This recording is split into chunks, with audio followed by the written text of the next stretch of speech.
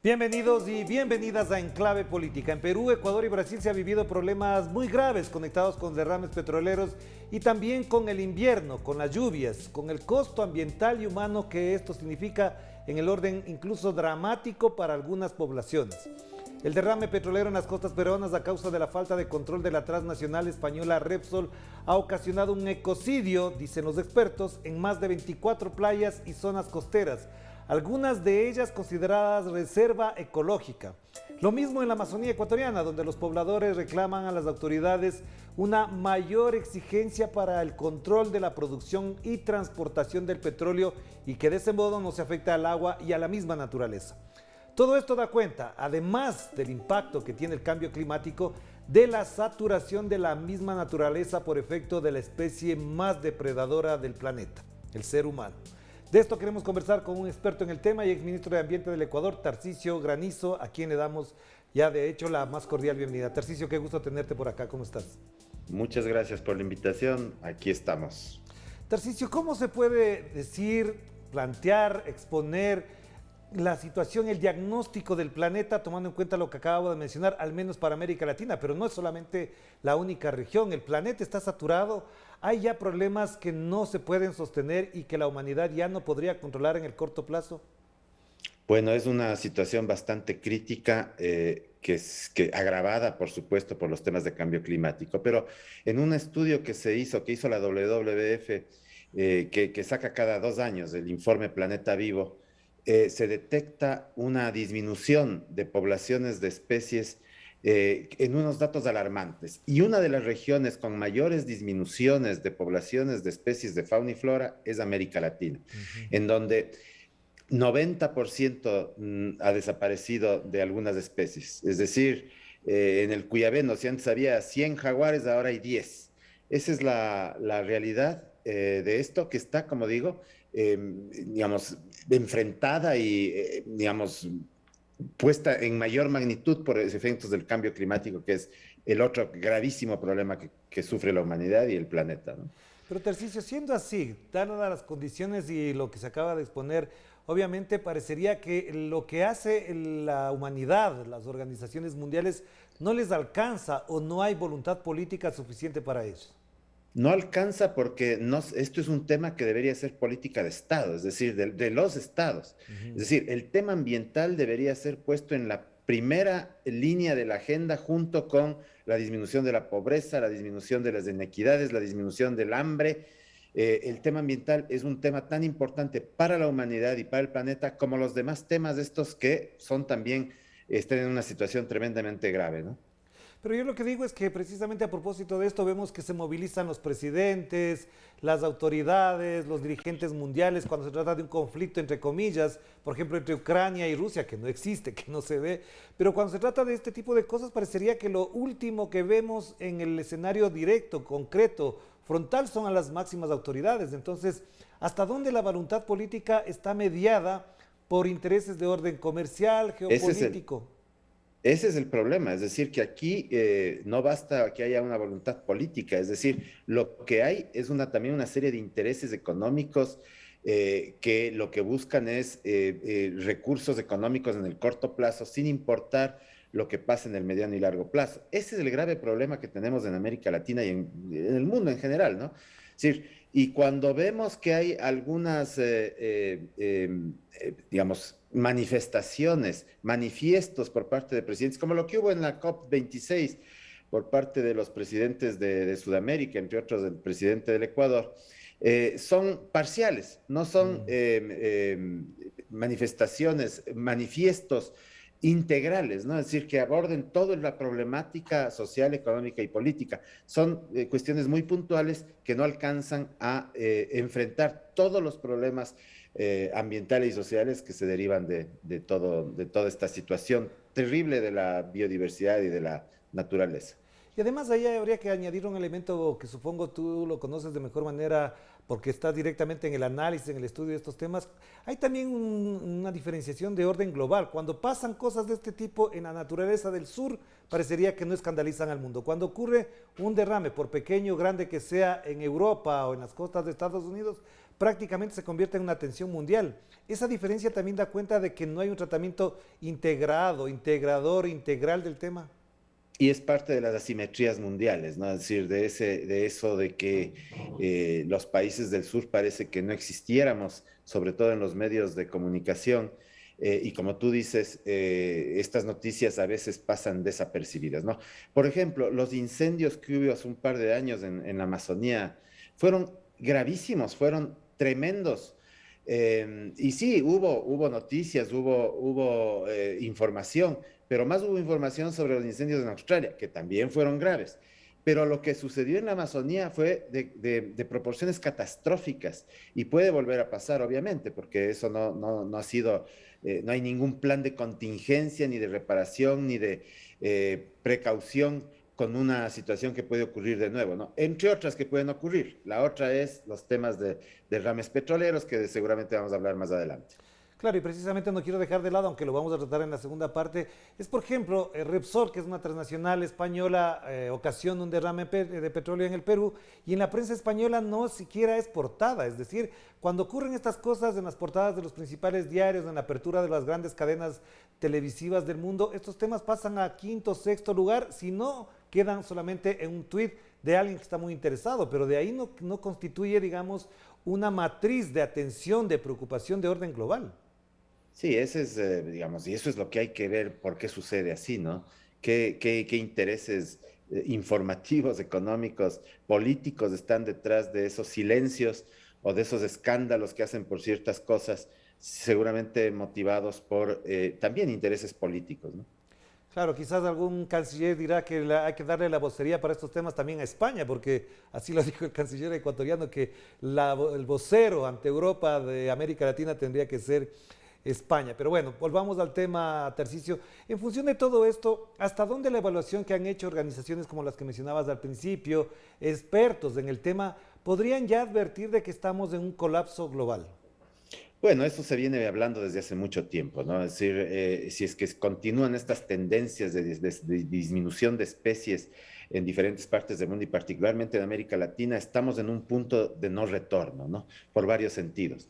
El otro tema es el tema del cambio climático, en donde ya se sabe que de no enfrentarse este tema en los próximos pocos años, el punto de no retorno hacia temperaturas antes de la revolución industrial sería imposible de llegar con todos los impactos y efectos que eso puede tener, no solo en la naturaleza, principalmente en la soberanía alimentaria, en la seguridad de la gente, ¿no? Pero a ver, yo creo que frente a esto hay cosas que uno como ser humano podría imaginar, incluso soñar. Alcanza, te decía al principio, por ejemplo, que se reduzca el consumo de energía fósil, a partir de combustibles fósiles, perdón, de que, por ejemplo, a partir del año 2030 en Europa ya no haya vehículos con combustible de gasolina, alcanza que se recojan miles, millones, decenas de millones de desechos plásticos en las playas, ¿alcanza con eso? ¿O qué hay que hacer para que ya no lleguemos a esta situación? Bueno, eso ayuda, obviamente. Esas son medidas que ayudan y que pueden ser la diferencia entre el colapso general y la posibilidad de resolver de alguna forma estas crisis. Pero yo creo que va más allá de eso, ¿no? Yo creo que lo que es importante no es tanto recoger la basura, no es tanto cambiar la matriz energética, es además de eso también cambiar la matriz productiva y empezar a pensar en nuevos modelos de desarrollo, ¿no? Porque los modelos de desarrollo actuales no están contribuyendo en lo más mínimo a enfrentar estos temas climáticos que tienen un impacto económico y social. Ya, y entonces dos cosas finales en esta primera parte, Tarcisio, tiene que ver con que efectivamente hay un montón de estudios, hay un montón de análisis, yo podría decir incluso, quizás exagero, estamos sobrediagnosticados de lo que pasa, es decir, hay demasiado análisis, pero poca operatividad para resolverlo. ¿Hasta dónde los organismos mundiales están cumpliendo con la labor que les compete para atender esta prioridad, como tú les señalabas al principio? Bueno, esa es una discusión perenne, ¿no? Es decir, hay gente que dice, si no hay estudios, ¿cómo podemos actuar? Es decir, yo creo que es necesario que ya aterricemos los estudios en cuestiones concretas, ¿no? Y podamos tener soluciones y recomendar soluciones a los gobiernos para que tomen medidas concretas, porque si no se toman medidas concretas, seguimos en el discurseo de las conferencias de las partes, de estas conferencias internacionales, que pueden servir para algo, pero que por lo general no llegan a nada. Y mientras tanto, el planeta se está terminando y estamos viendo las consecuencias de eso: incendios en la Amazonía, desaparición de especies, contaminación de aguas y con todo el impacto que eso tiene para la gente. Ya, la última que te quería mencionar, si fueses el gobernador del mundo, ¿cuál sería la medida urgente, primera que habría que tomar? Yo creo que habría que pasar a un modelo de desarrollo basado en la sostenibilidad, entendiendo la sostenibilidad como el tema económico, el tema ambiental y el tema social. Si no están equilibrados esos tres pilares, no podemos hablar de sostenibilidad. Y ahí hay que tomar medidas urgentes y drásticas en muchos casos, ¿no? Es decir, yo diría que hay que terminar, por ejemplo, con la deforestación de manera radical. Empezar a pensar en el cambio de matriz energética, sobre todo en los países petroleros, es decir, empezar a pensar en nuevas formas de ingresos económicos para esos países, empezar a depender menos de combustibles fósiles. Por ahí va la cosa, es decir, detener, por ejemplo, la sobreexplotación de recursos, por ejemplo, los recursos pesqueros. Los stocks pesqueros están terminando. Es decir, hay que hacer toda una serie de medidas, pero obviamente eso implica afectar intereses económicos poderosos muchas veces, pero creo que es la única salida que tiene el planeta. Hagamos la primera pausa entonces, Tarcisio, para volver enseguida con lo que ha pasado en Ecuador, en Perú, con derrames petroleros. También el día de ayer en la noche y ahora en la madrugada de este día, martes 1 de febrero, continúa la desgracia lamentable en la zona occidental de la capital ecuatoriana con un aluvión que ya lleva, hasta lo que sabemos, alrededor de 16 personas fallecidas. Vamos a la pausa y volvemos.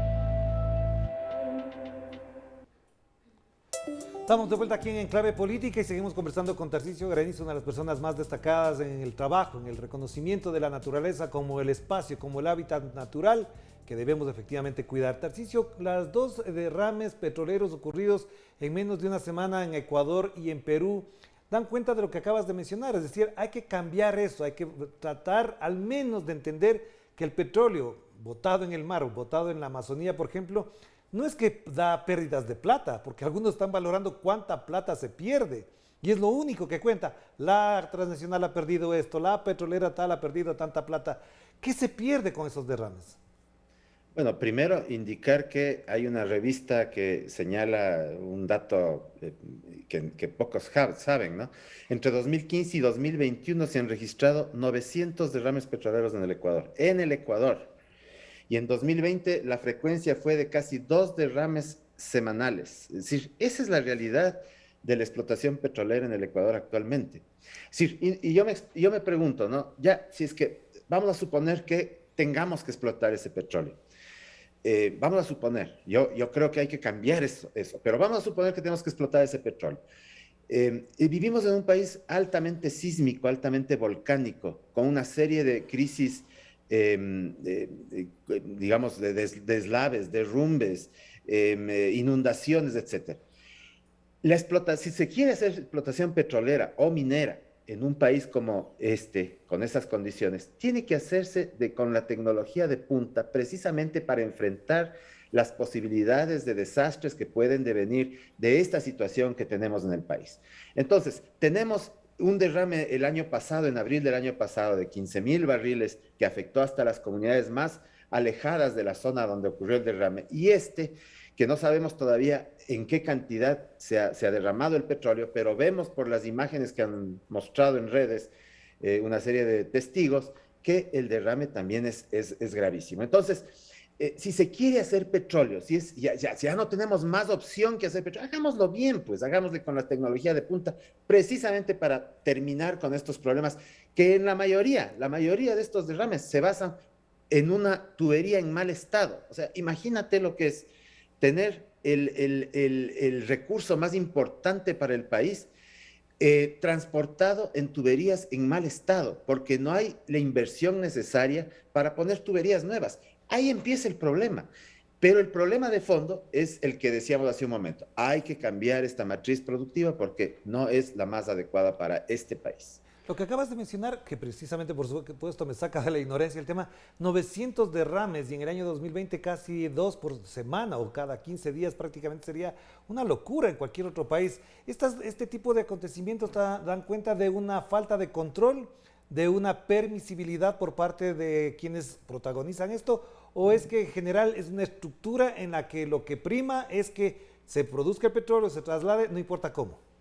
Claro, lo que prima es qué es lo que le da más plata al país, ¿no? Lo que es lo que le da más ingresos. Y lo que le da más ingresos es vender petróleo a como dé lugar, pero sin internalizar otros costos. Pues ese es el problema, y ese es el problema gravísimo que tiene la explotación petrolera del Ecuador y en otras partes del mundo.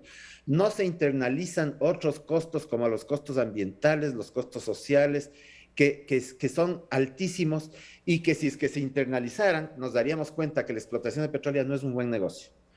Porque si es que tenemos que invertir en cuidado ambiental, en reparación ambiental cuando ocurren estas cuestiones, el negocio no es negocio. Pues. Entonces, es terrible porque, claro, como tú señalas, quienes están detrás de la actividad petrolera ven estos problemas, estas crisis, estos derrames como un problema de pérdida para el país, pero no ven la pérdida ambiental, que también es una pérdida para el país, pero no está internalizada en los estudios y en los análisis económicos. A pesar de que puede ser una comparación un poco forzada, ¿crees que entonces todo lo ocurrido con el caso famoso Chevron, que fue un derrame impresionante durante más de 30 años, todo lo ocurrido del 2015 ya supera lo de Chevron? Yo me atrevería a decir, yo no tengo los datos, pero me atrevería a decir que por lo menos lo iguala, ¿no?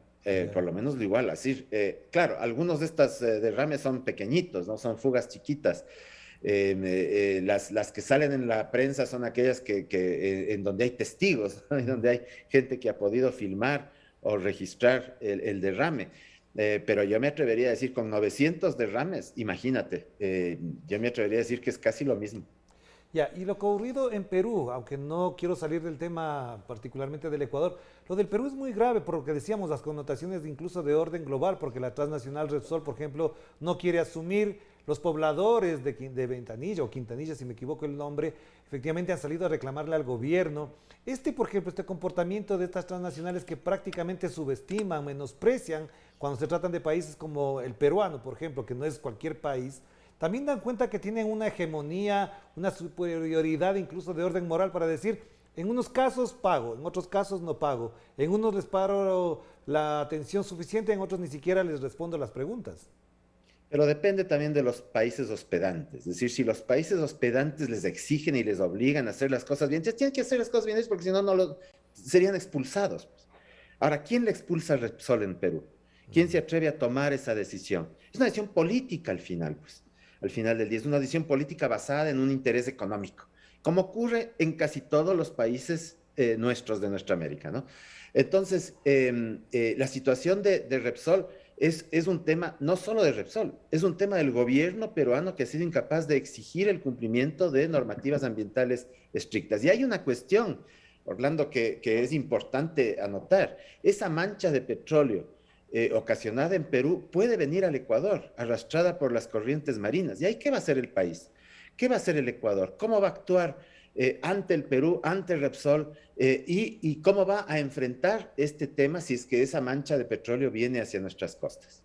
Claro, yo ponía en un mensaje de Twitter precisamente lo que acabas de mencionar. Me imagino que además los expertos podrán atender esto, pero ni la prensa, ni las autoridades, ni las ONGs en general han tratado el tema con respecto al impacto que podría tener en el ámbito marino del Ecuador. Pero lo que te quería plantear es, si esto es así, entonces, ¿quiénes controlan las transnacionales cuando los países en particular no lo pueden exigir lo que hay que exigir? La única salida es la fuerza y de la sociedad civil, ¿no?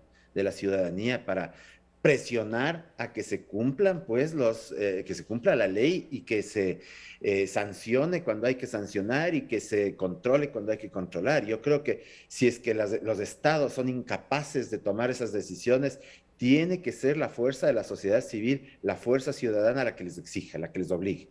Ahora, tomamos un tema que también es muy importante porque lo ocurrido la noche y madrugada de hoy, es decir, la noche de ayer, la tarde, noche de ayer, la madrugada de hoy en Quito, da cuenta de un elemento que parecería que pasa inadvertido, porque como ya hay muertos, porque hay destrozos, parecería que esto ahora nos damos cuenta, pero es que el municipio de Quito eliminó una ordenanza que prohibía la deforestación en la zona occidental de Quito. Esto también da cuenta de que el impacto grave sufrido por la capital no es solamente por la lluvia.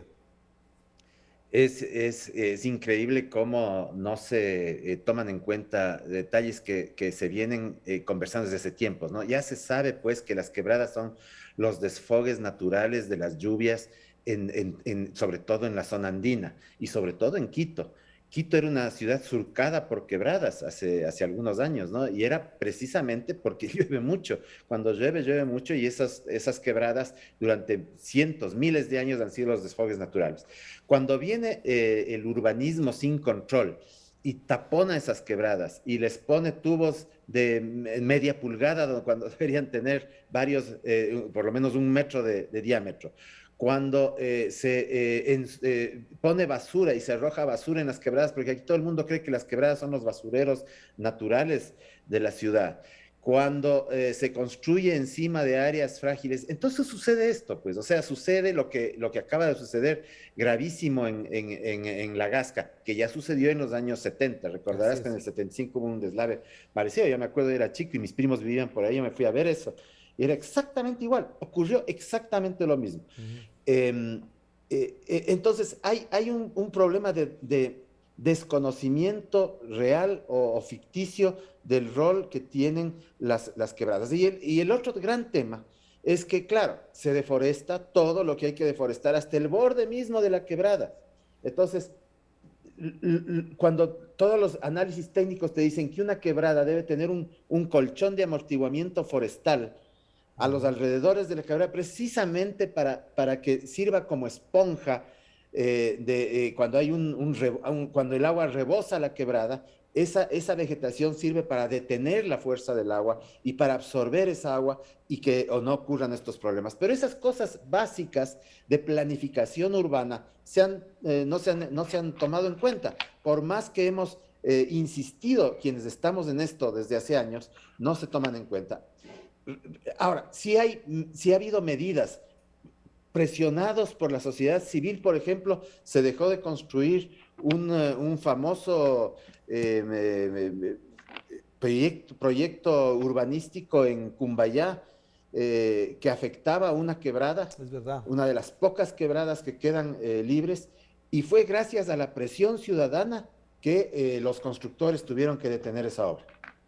Pero a ver, Tarcisio, lo que acabas de mencionar es muy grave porque eso no lo hace un ciudadano que tiene un terrenito frente a la quebrada, eso lo hace por decisión las grandes empresas inmobiliarias y buena parte de ellas han sido en Quito, particularmente las que promovieron la salida del señor Yunda en la alcaldía de Quito y ahora tienen, voy a decir yo personalmente lo asumo, a un empleado en el señor Santiago Guarderas que puede hacer lo que le da la gana porque tiene el aval de las empresas inmobiliarias y tiene el aval de los medios de comunicación.